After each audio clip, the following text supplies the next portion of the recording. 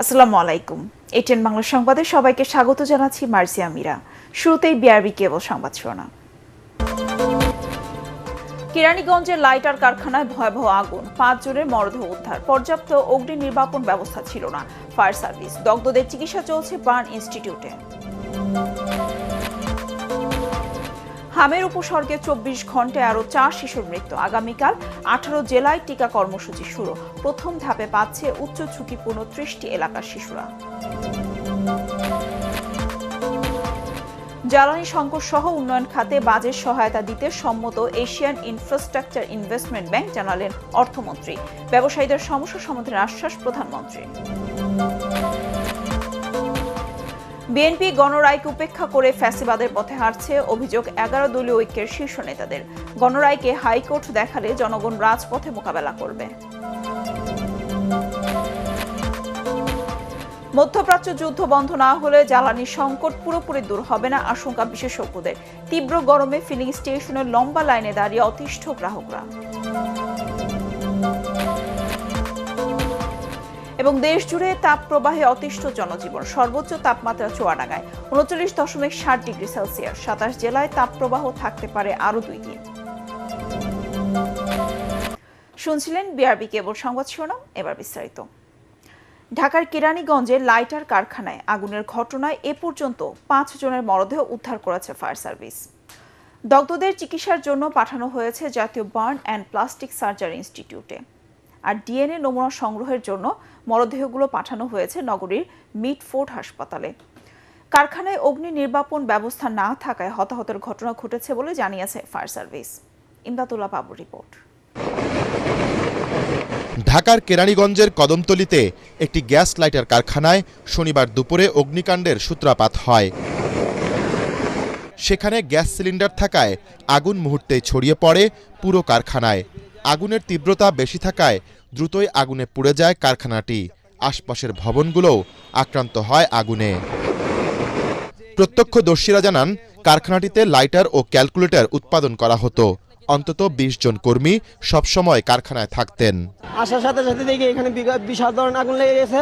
এটা একটা বস্তি ছিল, বস্তি পোষায় না, তার ভাড়া কম। ওই টিন সেট বাড়িগুলো ভাঙার পরে তারপরে এই কোনা দিয়ে ওনারা একটা ফ্যাক্টরি তৈরি করে নিছে। আর ঘনবসতি এলাকায় এই সব যে ফ্যাক্টরিগুলো যেন তারা ভাড়া দিতেছে বাড়িওয়ালা, এই বাড়িওয়ালাগুলার কোনো দায়িত্ব জ্ঞান নাই। খবর পেয়ে কেরানীগঞ্জের স্থানীয় ফায়ার স্টেশন থেকে 3টি এবং পরে আরও 4টি মিলে মোট 7টি ইউনিট ঘটনাস্থলে এসে 3 ঘন্টার চেষ্টায় আগুন নিয়ন্ত্রণে আনে। পরে ভবনে শুরু হয় অনুসন্ধান। এ সময় আগুনে ভস্মীভূত কয়েকটি মরদেহ উদ্ধার করেন ফায়ার সার্ভিস কর্মীরা। আগুনে দগ্ধদের উদ্ধার করে চিকিৎসার জন্য পাঠানো হয় জাতীয় বার্ন অ্যান্ড প্লাস্টিক সার্জারি ইনস্টিটিউটে। ফায়ার সার্ভিস বলছে, দুর্ঘটনাস্থলে অনুসন্ধান কার্যক্রম অব্যাহত রয়েছে।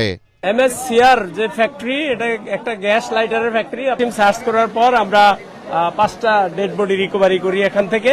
তারা নিশ্চিত যে এই প্রতিষ্ঠানেই হয়তো কাজ করতেছিল, এই প্রতিষ্ঠানের শ্রমিক লেভেলের কেউ হয়তো হবে।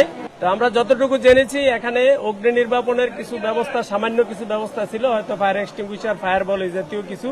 কিন্তু এটার ঝুঁকি অনুযায়ী যেরকম ব্যবস্থা থাকার কথা এরকম অগ্নি নির্বাপন ব্যবস্থা এখানে ছিল না। আমাদের প্রশাসনের পক্ষ থেকে ওনাদের দাফন কাফনের জন্য যেটা আছে, যে প্রত্যেক ব্যক্তির জন্য 25,000 টাকা করে প্রাথমিকভাবে এটা হচ্ছে উপজেলা থেকে তাদের প্রদান করা হবে এবং পরবর্তীতে অন্য কোনো বিষয় থাকলে এটা আমরা জানিয়ে দিব। 1 বছর আগে যখন 2 জন মারা যায় তখন কিন্তু এটা সম্পূর্ণভাবে তালাবদ্ধ করে বন্ধ করে দেওয়া হয়েছিল। এখন মূল প্রশ্ন যেটা, কাদের প্রশ্রয়ে কিভাবে তারা এটা খুললো, এটা হচ্ছে সবচেয়ে বড় প্রশ্ন।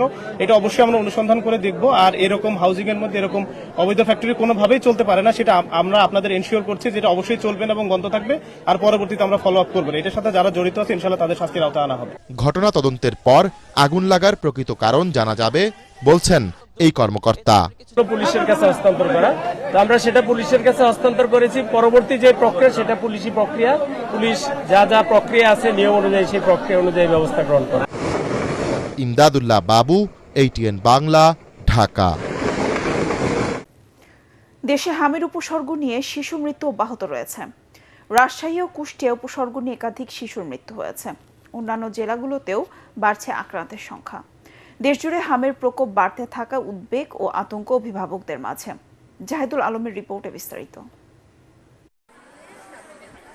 হামের উপসর্গ নিয়ে রাজশাহী মেডিকেল কলেজ হাসপাতালে গত ২৪ ঘন্টায় ৩ শিশুর মৃত্যু হয়েছে।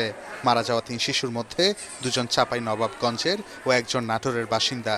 এ নিয়ে হাসপাতালটিতে রোগটিতে আক্রান্ত হয়ে ৩৮ জন শিশু মারা গেছে। এছাড়া শনিবার দুপুর পর্যন্ত সবশেষ ২৪ ঘন্টায় সেখানে নতুন করে ভর্তি হয়েছেন আরও ২৫ শিশু। ১৮ ঘন্টার ব্যবধানে কুষ্টিয়ায় চিকিৎসাধীন আরও ২ শিশুর মৃত্যু হয়েছে। এর মধ্যে শুক্রবার রাতে ৮ মাস বয়সী ইব্রাহিম নামে এক শিশু মারা যায়। রাত 12:30 নাগাদ মারা যায় ৫.৫ মাস বয়সী আইজা। এ নিয়ে রোগের উপসর্গে জেলায় মারা গেছেন ৪ জন। চাঁপাইনবাবগঞ্জে হামের প্রকোপ অব্যাহত রয়েছে। প্রতিনিয়তই বাড়ছে রোগীর সংখ্যা। দেখা দিয়েছে বেড সংকট। শনিবার হাসপাতালে ভর্তি হন অর্ধশতাধিক রোগী। জেলায় এখন পর্যন্ত মারা গেছেন ৪ জন।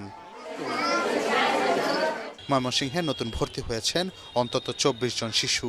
ময়মনসিংহ মেডিকেল কলেজ হাসপাতাল কর্তৃপক্ষ জানায়, আক্রান্ত হয়ে ভর্তিকৃতদের মধ্যে গত ২০ দিনে মারা গেছেন ৬ জন। জাহিদুল আলম, এটিএন বাংলা।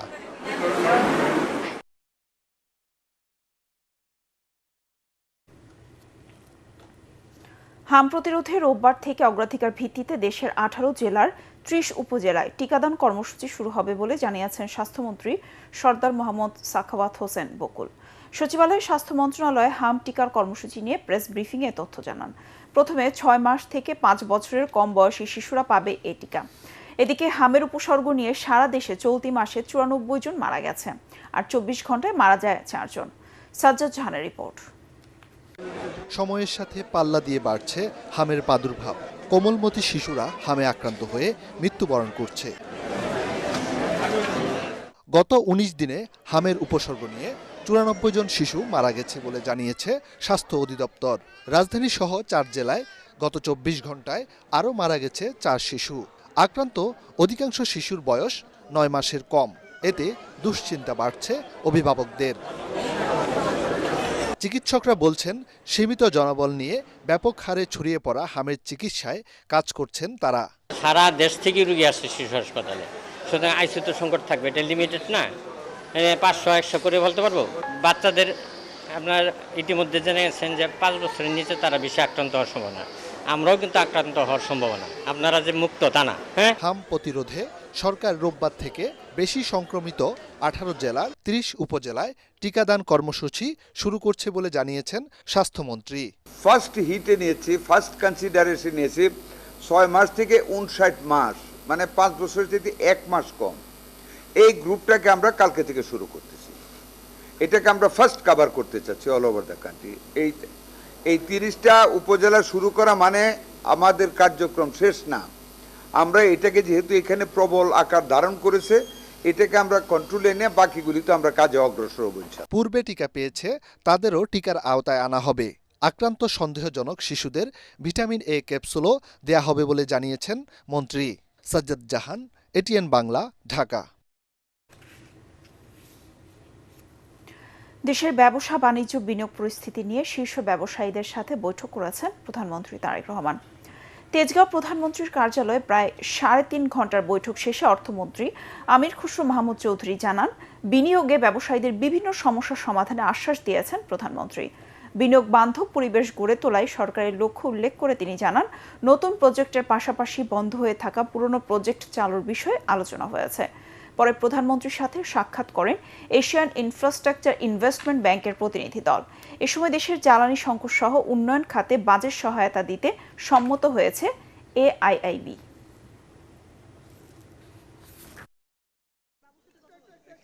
বাংলাদেশের আগামী দিনের উন্নয়নের বাজেটে আমরা কোথায় কোথায় এশিয়ান ইনভেস্টমেন্ট ইনফ্রাস্ট্রাকচার ব্যাংকের সাথে কাজ করব।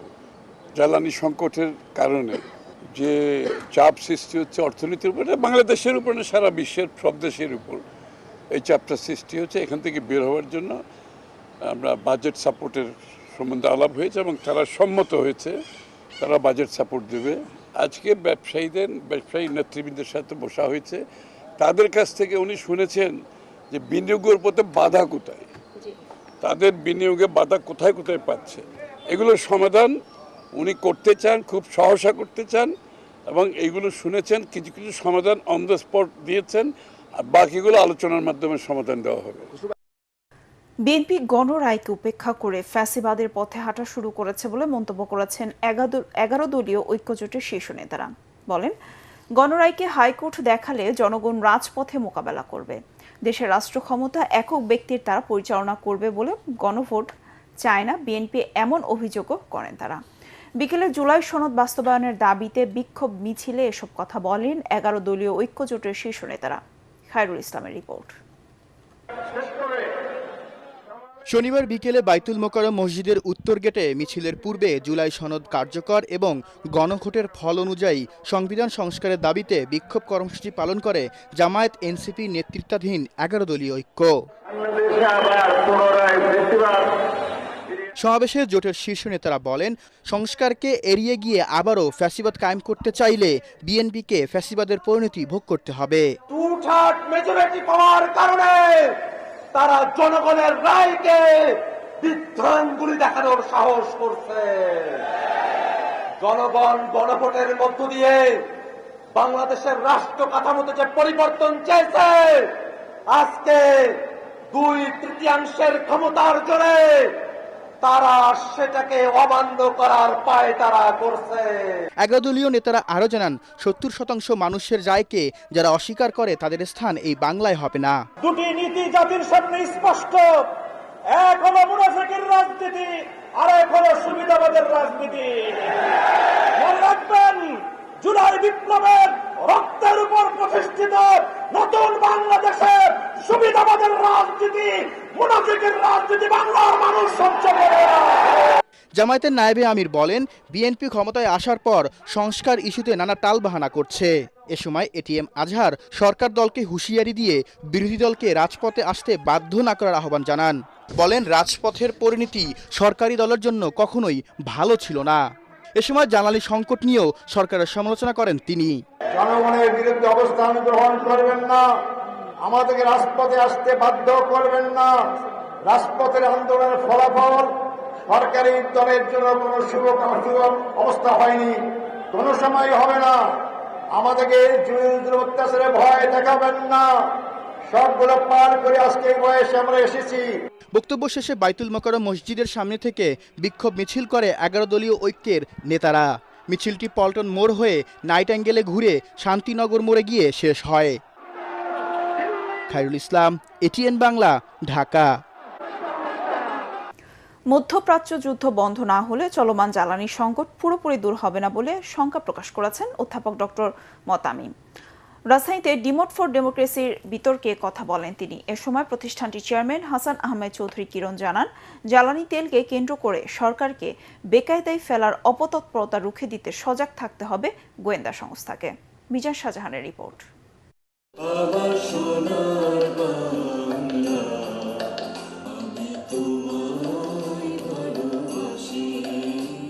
জ্বালানি সংকট মোকাবেলায় করণীয় নিয়ে ছায়া সংসদ বিতর্কের আয়োজন করে ডিবেট ফর ডেমোক্রেসি।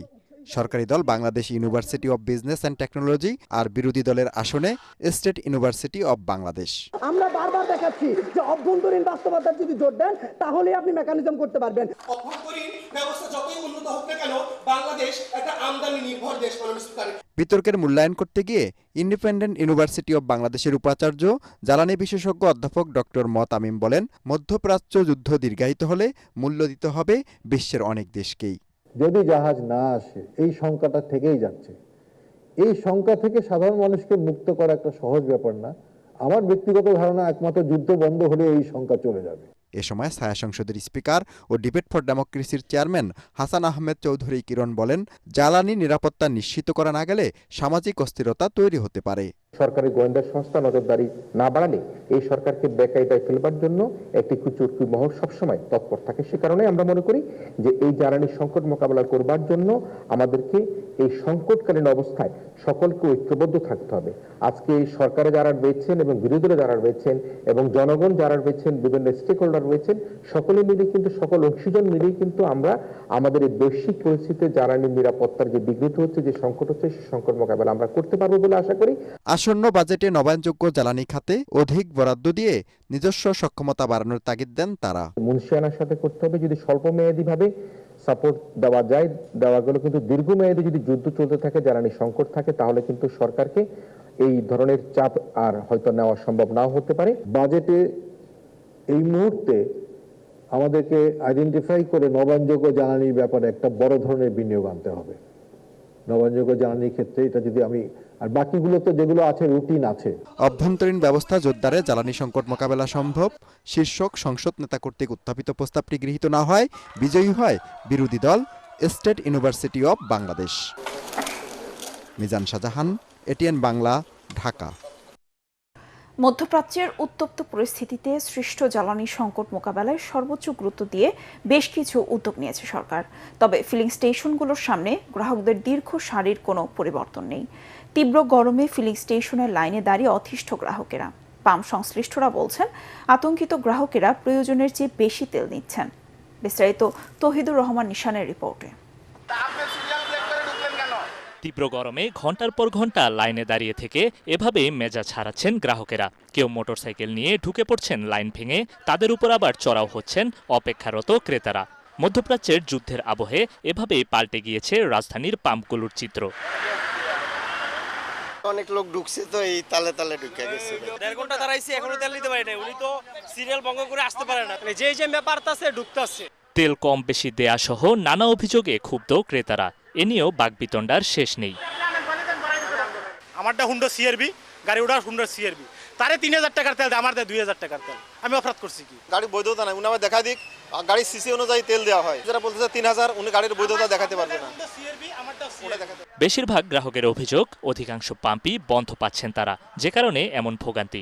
ম্যাক্সিমামই বন্ধ। ঢাকা শহরে 10টা পাম্প করলে আপনার 2টা খোলা পাওয়া যায়, আর 8টাই বন্ধ। আমি সকাল 6টায় বের হয়েছি, ডেমরা ঘুরে আসছি, মহাখালী গেলাম, তেজগাঁও গেলাম, কোথাও তেল নাই, মজুদ নাই তেল, তেল দিতে পারতেছে না। লাস্ট এখানে আসলাম। স্বাভাবিক সময়ের চেয়ে চাহিদা বেশি হওয়ায় রেশনিং পদ্ধতিতে তেল বিক্রি হচ্ছে ফিলিং স্টেশনগুলোতে।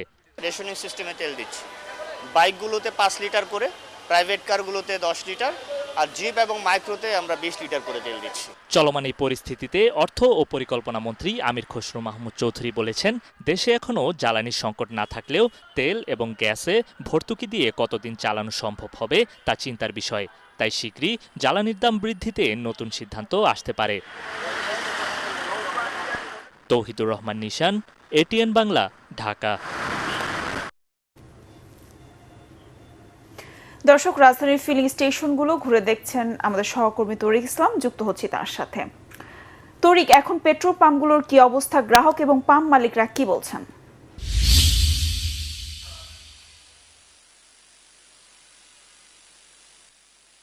মীরা, ধন্যবাদ আপনাকে। আপনি ঠিক যেমনটি বলছিলেন যে রাজধানী না, সারা বাংলাদেশ জুড়ে তেলের জন্য মানুষের যে ভোগান্তি বা যে দুর্দশা, সেটা কিন্তু কমছেই না। সকাল থেকে রাত মানুষকে তেলের জন্য দীর্ঘ সময় কিন্তু পাম্পগুলোতে লাইন অপেক্ষা করতে হচ্ছে। আমরা এখন রয়েছি তেজগাঁয়ের সিটি ফিলিং স্টেশনে। আপনাকে যদি একটু ক্যামেরার চোখে দেখাই, আপনার মাধ্যমে আমাদের দর্শকদেরকে একটু দেখাই, এখানে কিন্তু গাড়ির দীর্ঘ সারি রয়েছে। এখানে প্রাইভেট কার, মোটরসাইকেল, বড় বড় গাড়ি, ভারী গাড়ি সবাই কিন্তু এখানে দীর্ঘ সময় অপেক্ষা করছে এবং তারা তেল নিচ্ছে। সরকারের পক্ষ থেকে বারবার বলা হচ্ছে দেশে জ্বালানি তেলের সংকট নেই এবং সবাইকে তেলের ব্যবহারে সাশ্রয়ী হওয়ার কথা বললেও সাধারণ মানুষের মধ্যে এক ধরনের উৎকণ্ঠা কাজ করছে। হয়তোবা তেলের দাম বেড়ে যেতে পারে, হয়তোবা তেল নাও পাওয়া যেতে পারে। তো এই উৎকণ্ঠা থেকে কিন্তু সাধারণ মানুষ তেল বেশি নিচ্ছেন, অনেকে তেল মজুত করছেন, যার ফলে পাম্পে কিন্তু তেলের জন্য মানুষের যে লাইন, সেই লাইন দীর্ঘ থেকে দীর্ঘতর হচ্ছে। সকাল থেকে রাত অবধি সারাক্ষণই কিন্তু মানুষকে এই তেলের জন্যই কিন্তু অপেক্ষা করতে হচ্ছে। আমার পাশে একজন গ্রাহক রয়েছেন, তার কাছে একটু জানতে চাইবো, আপনি কত সময় এখানে অপেক্ষা করছেন? আমি আধা ঘন্টা এসেছি, আমি তেল পেয়েছি। এই পাম্পে রেগুলারই আমি তেল নেই এবং তারা খুব সুন্দরভাবে সিরাপে তেল দিচ্ছে। গত 1 মাস আপনার চাহিদা মতো কি তেল পান এখানে? হ্যাঁ, আমার চাহিদা মতো আমি তেল পাই, যখনই আসি চাহিদা মতো তেল পাই। ধন্যবাদ আপনাকে। শুনছিলেন যে এখানে একজন গ্রাহক, তিনি আধা ঘন্টার বেশি সময় এখানে অপেক্ষা করছেন। আমরা এখন আরো 2-1 যারা মোটরসাইকেল চালক রয়েছে তাদের সঙ্গে একটু কথা বলবো, তাদের কাছে একটু জানতে চাইবো যে তারা তেল সঠিকভাবে পাচ্ছেন কিনা। একটু জানতে চাই ভাই, তেল কি পাচ্ছেন আপনারা? তেল সঠিকভাবে পাচ্ছি না, আপনার দীর্ঘ সিরিয়াল দাঁড়াইতে হয়। তারপর হলো তেলের যে সংকট, সেই সংকটে তো বোঝা যাচ্ছে না। সরকার বলছে তেল আছে, কিন্তু সরকার তো বলছে তেলের সংকট নেই, তাহলে কেন এই যে দীর্ঘ সময়? সরকারই আমার থেকে ভালো বলতে পারবে। কত সময় অপেক্ষা করতে হচ্ছে? 2 থেকে 3 ঘন্টা। তরিক, আপনাকে ধন্যবাদ। আগামীকাল থেকে ব্যাংকের লেনদেন চলবে সকাল 10টা থেকে বিকেল 3টা পর্যন্ত, তবে ব্যাংক খোলা থাকবে 5টা পর্যন্ত। শনিবার এক প্রজ্ঞাপনের মাধ্যমে নির্দেশনা দেয় বাংলাদেশ ব্যাংক। প্রজ্ঞাপনে বলা হয়, জ্বালানি ও বিদ্যুৎ সাশ্রয়ে রোববার থেকে দেশের তফসিলি ব্যাংকগুলোর লেনদেনের সময়সীমা 1 ঘন্টা কমিয়ে সকাল 10টা থেকে বেলা 3টা পর্যন্ত নির্ধারণ করা হয়, যা আগে ছিল বিকেল 4টা পর্যন্ত। তবে সমুদ্রস্থল ও বিমানবন্দর এলাকার ব্যাংকের শাখা, উপশাখা এবং বুথ 24 ঘন্টা চালু থাকার নির্দেশনা বহাল থাকবে।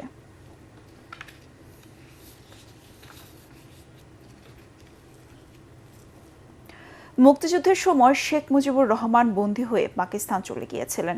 25শে মার্চ রাতে পাকিস্তান হানাদার বাহিনীর হামলায় যখন মানুষ কিংকর্তব্য বিমূঢ় হয়ে পড়ে, তখন স্বাধীনতার ঘোষণা দেন তৎকালীন মেজর জিয়াউর রহমান।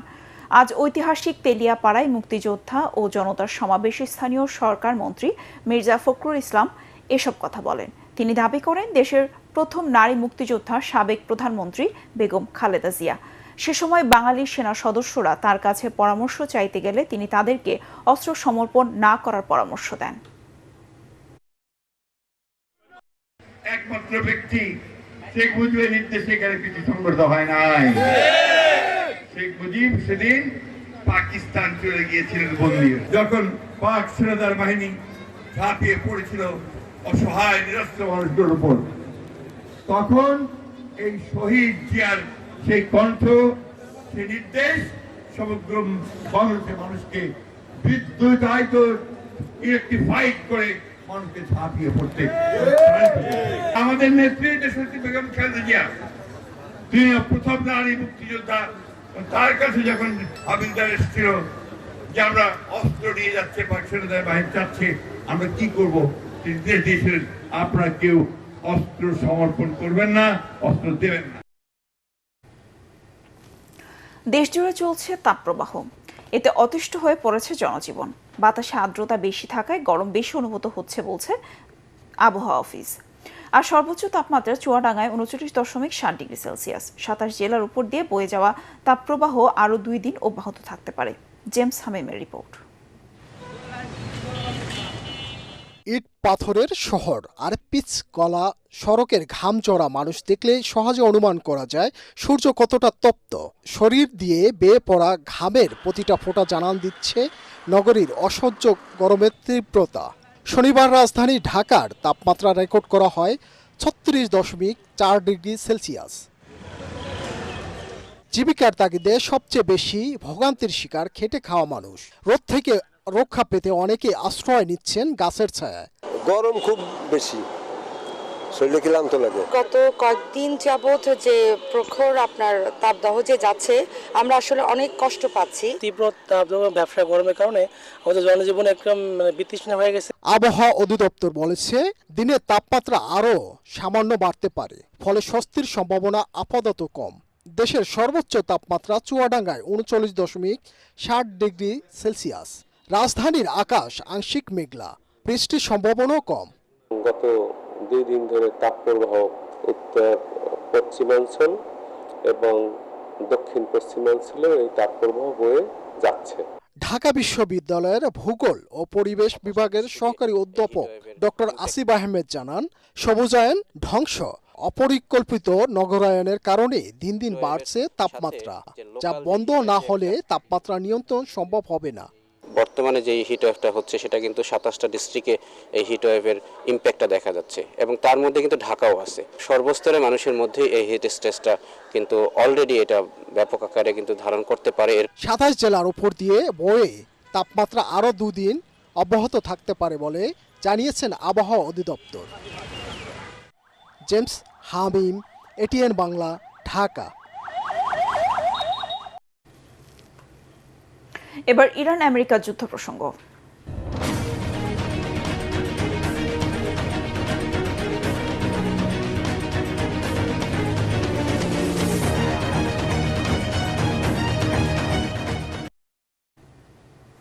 ইরানে বিধ্বস্ত হওয়া আমেরিকা ইসরায়েলের 2 যুদ্ধ বিমানের এক পাইলটকে উদ্ধার করার দাবি করেছে পেন্টাগন।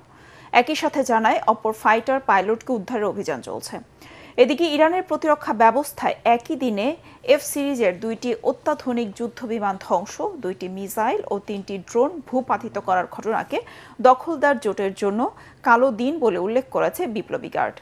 দাবি রয়েছে ব্যাপক ক্ষতিগ্রস্ত হয়েছে 2টি হেলিকপ্টারেরও। যদিও এসব সাফল্যের মধ্যেও ইরান জুড়ে ধ্বংসযজ্ঞ চালিয়ে যাচ্ছে আমেরিকা ইসরায়েল। সমান তালে পাল্টা জবাব দিয়ে যাচ্ছে তেহরানও। জাহিদুল আলমের রিপোর্টে বিস্তারিত।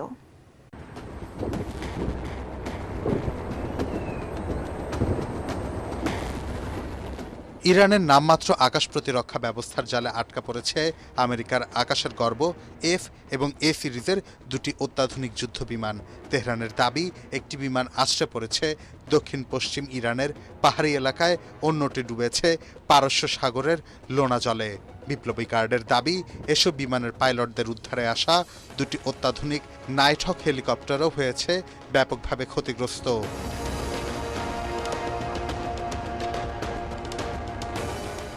নিখোঁজ মার্কিন পাইলটদের ধরতে ইরান পুরস্কার ঘোষণা করার পর ওয়াশিংটনে শুরু হয়েছে চরম উদ্বেগ। এরই মধ্যে একজন পাইলটকে উদ্ধার করা হয়েছে বলেও দাবি তাদের। নিখোঁজ অন্য পাইলটের সন্ধানে চলছে জোর তৎপরতা।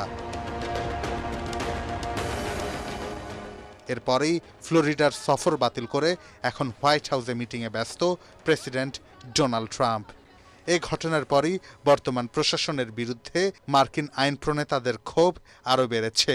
রিপাবলিকান সিনেটররাও বেঁকে বসেছেন যুদ্ধের বরাদ্দ নিয়ে। মার্কিন সেনাদের জীবন নিয়ে বাজি ধরাকে ন্যাক্কারজনক বলছেন তারা। ইরানের সাফল্য বলা হলেও এর উল্টো পিঠে রয়েছে ভয়াবহ এক মানবিক বিপর্যয়। মানবাধিকার সংস্থাগুলোর মতে 1 মাসের বেশি সময়ের দীর্ঘ এই হামলায় এখন পর্যন্ত 3000-এর কাছাকাছি মানুষ নিহত হয়েছেন। ইরানের 13টি প্রদেশের বিদ্যুৎ কেন্দ্র, ব্রিজ এবং অন্তত 29টি মিসাইল লঞ্চ প্যাড ধ্বংস করা হয়েছে। ইরান বলছে এর পরেও তারা বছরের পর বছর এই যুদ্ধ চালিয়ে যেতে সক্ষম। এদিকে ইরানের নিক্ষেপ করা ক্ষেপণাস্ত্রের আঘাতে ইসরায়েলের একটি শিল্পাঞ্চলে ভয়াবহ আগুন লেগেছে। আরব আমিরাত ও বাহরাইন সহ মধ্যপ্রাচ্য জুড়ে হামলায় ক্ষতিগ্রস্ত হয়েছে বিভিন্ন স্থাপনা। আকাশ প্রতিরক্ষা ব্যবস্থার ধ্বংসাবশেষ পড়েও হতাহতের ঘটনা ঘটছে। পেন্টাগনের তথ্য অনুযায়ী এই যুদ্ধে এখন পর্যন্ত 13 জন মার্কিন সেনা নিহত এবং 365 জন আহত হয়েছেন। জাহিদুল আলম, এটিএন বাংলা। রাজধানীতে অনুষ্ঠিত হলো ঢাকাস্থ নাটোর জেলা সাংবাদিক সমিতির উদ্যোগে ঈদ পুনর্মিলনী অনুষ্ঠান। জাতীয় প্রেস ক্লাবের এই আয়োজনে জেলার বিশিষ্ট ব্যক্তিদের সংবর্ধনাও দেওয়া হয়। অনুষ্ঠানে নাটোর 2 আসন থেকে সংসদ সদস্য ও জাতীয় সংসদের হুইপ রুহুল কুদ্দুস তালুকদার দুলু এবং নাটোর 4 আসনের সংসদ সদস্য আব্দুল আজিজ ও নাটোর 3 আসনের সংসদ সদস্য আনোয়ারুল ইসলাম আনুকে সংবর্ধনা দেওয়া হয়। এ সময় হুইপ রুহুল কুদ্দুস তালুকদার দুলু বলেন, নাটোরের উন্নয়নে প্রধানমন্ত্রী তারেক রহমান নানা কর্মসূচি হাতে নিয়েছেন। এসব উন্নয়ন কর্মসূচি বাস্তবায়নে সবার সহযোগিতা চান তিনি। অনুষ্ঠানে দেশের গুরুত্বপূর্ণ পেশাজীবী ও সরকারি বেসরকারি খাতে প্রতিষ্ঠিত নাটোরের কৃতি সন্তানরা বক্তব্য দেন। এ সময় সংগঠনের সভাপতি আবুল কালাম আজাদ ও সাধারণ সম্পাদক শামসুল ইসলাম উপস্থিত ছিলেন। ফ্যাসিস্টের লোকজন লক্ষ লক্ষ কোটি টাকা তারা দেশ থেকে পাচার করে নিয়ে চলে গেছে, ব্যাংক খালি করে দিয়ে গেছে। আজকে কত মানুষকে আপনাদেরকে বিভিন্নভাবে নির্যাতিত হয়েছে, কথা বলতে পারেন না, সত্য কথা বলার অধিকার ছিল না। আজকে মানুষ কিন্তু সত্য কথা বলতে পারছে এবং তারা তাদের স্বাধীনভাবে সব কিছু করার সুযোগ ছিল। আজকে কিন্তু আমরা মনে করি আজকে সেই কষ্টের অর্জিত যে গণতন্ত্র, কষ্টের অর্জিত যে সংসদ, আজকে আমরা মনে করি এই গণতন্ত্র, এই সংসদকে বাঁচিয়ে রাখতে হবে। এবার অর্থ সংবাদ।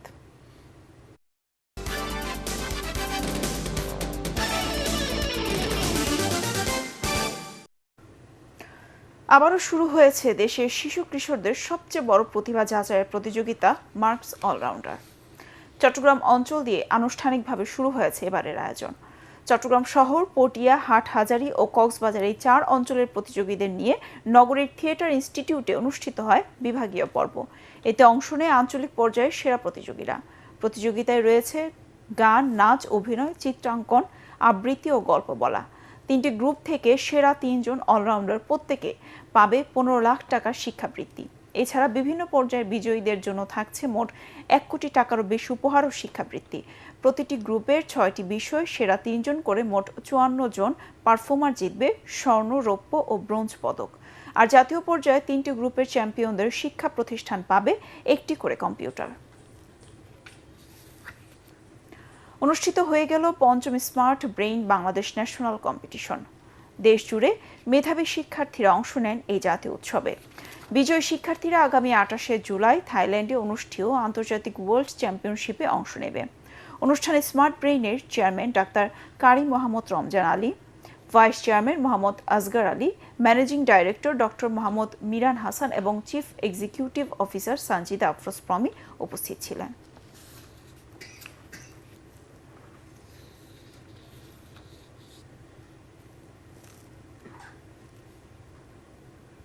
এবার আন্তর্জাতিক সংবাদ।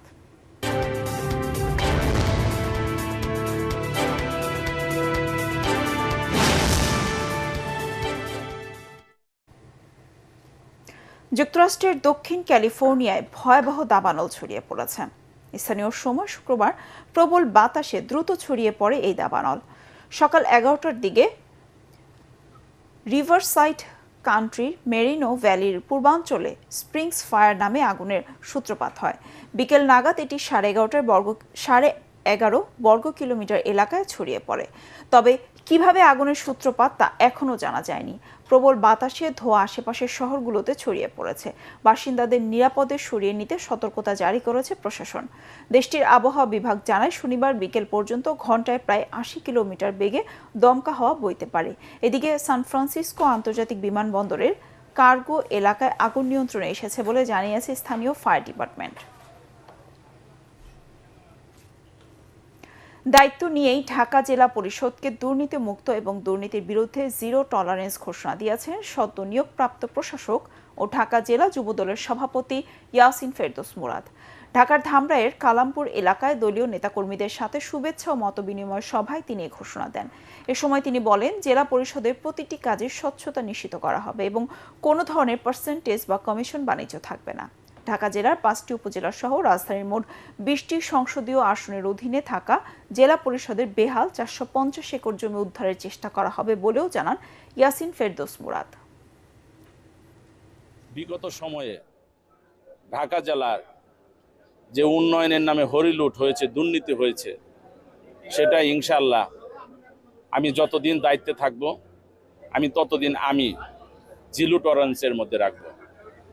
আমার একটি কথা, আমি গতকাল আমার স্থানীয় সরকার উন্নয়ন সমবায় প্রতিমন্ত্রী মীর শাহ আলম সাহেব, যে এমপি মহোদয়, মন্ত্রী মহোদয়, আমার তার সাথে সাক্ষাৎ ছিল।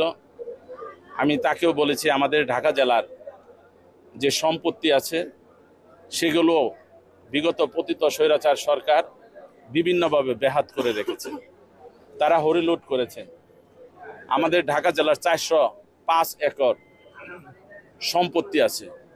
এই সম্পত্তিটাকে যদি আমরা ঢাকা জেলায় প্রপারভাবে ইউটিলাইজ করতে পারি, আমরা যদি সেই অবকাঠামো উন্নয়ন করে রাজস্ব আয় করতে পারি, তাহলে ঢাকা জেলায় বাংলাদেশের মধ্যে রাজধানীর যে জেলা, সেটা আমি বিশ্বাস করি জেলা পরিষদ যে একটা নাম আছে, সেটা একটা অর্গানাইজেশন আছে, সেটা একটা ইনস্টিটিউশন হিসেবে সারা বিশ্বের মধ্যে একটি সুনাম অর্জন করতে পারবেন। এবার খেলার খবর।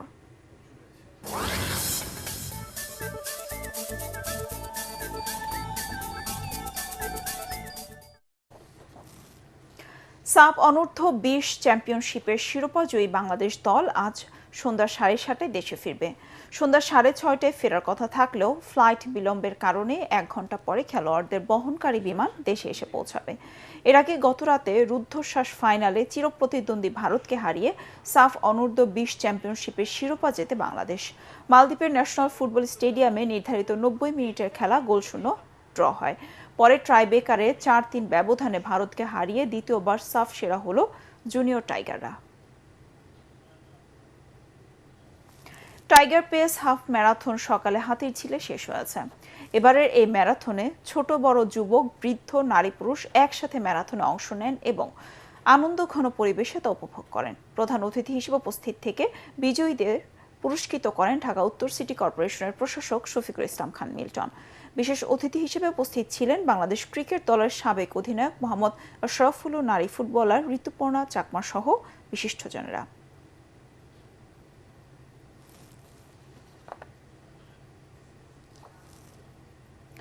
শেষ করছি চন্দ্রাভিযানের খবর দিয়ে। আর্টেমিস 2 মিশনে অরিয়ন ক্যাপসুল থেকে তোলা পৃথিবীর বিস্ময়কর কিছু ছবি প্রকাশ করেছে নাসা। ক্যাপসুলের জানালা দিয়ে mission commander Reid Wiseman camera এসব ছবি তুলেছেন, যেখানে দেখা যাচ্ছে পৃথিবী বিশাল মেঘপুঞ্জ দিয়ে আবৃত। আরেকটি ছবি মহাসাগর দেখা গেছে। শুক্রবার এইসব ছবি তোলার সময় পৃথিবী থেকে 1 লক্ষ মাইল দূরে ছিল নভোযানটি। আসছে সোমবার নাগাদ অরিয়ন নির্দিষ্ট কক্ষপথে পৌঁছে যাওয়ার কথা। এরপর চাঁদেও দুর্গম অংশ প্রদক্ষিণ করে আবারও ফিরতে পথে রওনা দেবে মহাকাশযান। বিস্তারিত জানাচ্ছেন আদিব মোহাম্মদ।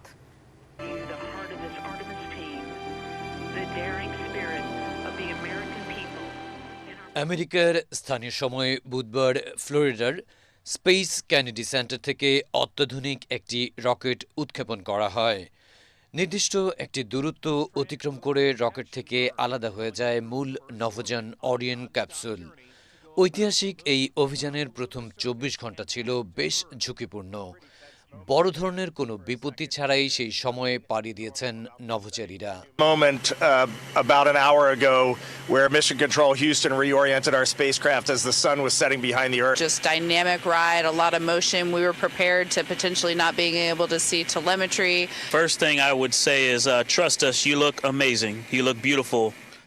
এমনকি সেখান থেকে তারা ভিডিও বার্তাও দিয়েছেন, জানিয়েছেন তাদের রোমাঞ্চকর অভিজ্ঞতার কথা। বিশ্ববাসীর প্রতি শুভেচ্ছাও জানিয়েছেন। এদিকে চন্দ্রাভিযানে আর্টেমিস 2 মিশনে অরিয়ন ক্যাপসুল থেকে তোলা পৃথিবীর বিস্ময়কর কিছু ছবি প্রকাশ করেছে নাসা। ক্যাপসুলের জানালা দিয়ে মিশন কমান্ডার রিড ওয়াইজম্যান ক্যামেরায় এসব ছবি তুলেছেন। আর্টেমিস 2 মিশনের নাসার ডেপুটি ডিরেক্টর ল্যাসিক হকিন্স জানালেন, ছবিগুলোতে দেখা যাচ্ছে পৃথিবী বিশাল মেঘপুঞ্জ দিয়ে আবৃত। আরেকটি ছবিতে মহাসাগর দেখা গেছে। শুক্রবার এসব ছবি তোলার সময় পৃথিবী থেকে 1 লক্ষ মাইল দূরে ছিল নভোযানটি। আসছে সোমবার নাগাদ ওরিয়ন নির্দিষ্ট কক্ষপথে পৌঁছে যাওয়ার কথা। সেক্ষেত্রে আরও 1,60,000 মাইল পথ পাড়ি দিতে হবে। এরপর চাঁদের দুর্গম অংশে প্রদক্ষিণ করে অভিজ্ঞতার ঝুলি পূর্ণ করে আবারও ফিরতি পথে রওনা দিবে মহাকাশযানটি, যাতে চাঁদ এবং মঙ্গল গ্রহে মানুষের অভিযানের পথ প্রশস্ত হয় আগামীতে। আদিব মোহাম্মদ, ATN বাংলা। শেষ করার আগে বিআরবি কেবল সংবাদ শিরোনাম আরেকবার। কেরানীগঞ্জের লাইটার কারখানায় ভয়াবহ আগুন, 5 জনের মরদেহ উদ্ধার। পর্যাপ্ত অগ্নি নির্বাপন ব্যবস্থা ছিল না। ফায়ার সার্ভিস, দগ্ধদের চিকিৎসা চলছে বার্ন ইনস্টিটিউটে। হামের উপসর্গে 24 ঘন্টায় আরও 4 শিশুর মৃত্যু। আগামীকাল 18 জেলায় টিকা কর্মসূচি শুরু। প্রথম ধাপে পাচ্ছে উচ্চ ঝুঁকিপূর্ণ 30টি এলাকার শিশুরা। জ্বালানি সংকট সহ উন্নয়ন খাতে বাজেট সহায়তা দিতে সম্মত এশিয়ান ইনফ্রাস্ট্রাকচার ইনভেস্টমেন্ট ব্যাংক, জানালেন অর্থমন্ত্রী। ব্যবসায়ীদের সমস্যা সমাধানের আশ্বাস প্রধানমন্ত্রী। বিএনপি গণরায়কে উপেক্ষা করে ফ্যাসিবাদের পথে হাঁটছে, অভিযোগ 11 দলীয় ঐক্যের শীর্ষ নেতাদের। গণরায়কে হাইকোর্ট দেখালে জনগণ রাজপথে মোকাবেলা করবে। মধ্যপ্রাচ্য যুদ্ধ বন্ধ না হলে জ্বালানি সংকট পুরোপুরি দূর হবে না, আশঙ্কা বিশেষজ্ঞদের। তীব্র গরমে ফিলিং স্টেশনের লম্বা লাইনে দাঁড়িয়ে অতিষ্ঠ গ্রাহকরা। এবং দেশ জুড়ে তাপ প্রবাহে অতিষ্ঠ জনজীবন। সর্বোচ্চ তাপমাত্রা চুয়াডাঙ্গায় 39.7 ডিগ্রি সেলসিয়াস। 27 জেলায় তাপপ্রবাহ থাকতে পারে আরও 2 দিন। পরবর্তী সংবাদ দেখার আমন্ত্রণ জানিয়ে এখনকার মতো শেষ করছি। ATN বাংলা সংবাদ ইউটিউবে দেখতে ব্রাউজ করুন, ATN বাংলা নিউজ। ধন্যবাদ সবাইকে।